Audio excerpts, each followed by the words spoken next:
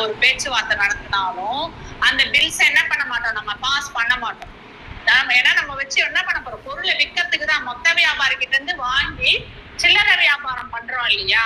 அப்ப அந்த பொருள் தரமா இருக்கு, அந்த பொருளுக்கு ஏற்ற விலை தான் வச்சிருக்காங்க, கஸ்டமர் சாட்டிஸ்ஃபைட் அப்படின்னா என்ன ஆகும்? அவருக்கு வாங்கி இருக்கிறவர்கிட்ட எல்லாம் பணத்தை நீங்க பில்ல பாஸ் பண்ணிட்டு கிளியர் பண்ணிட்டு இருப்பீங்க. அவர் கரெக்டா கொடுக்குறாரு, நியாயமா இருக்கிறாரு, இந்த பில்ல பாஸ் பண்ணு அப்படின்ட்டு அந்த அமௌண்ட் 25,000 ரூபாய் அமௌண்ட் கொடுத்துருவீங்க. பொருள் சரியில்லையோ இல்ல வேற ஏதோ காரணத்துக்காக விருப்பம் இல்லையோ இல்ல வேற ஒரு இவரை விட வேற ஒரு இடத்துல ஒரு 5 ரூபாய் கம்மியா கொடுக்குறாங்க, இதே பொருள் தரமான பொருள் வேற இடத்துல கம்மியா கொடுக்குறாங்கன்னா அவர்கிட்ட டீல் பேசுவீங்க.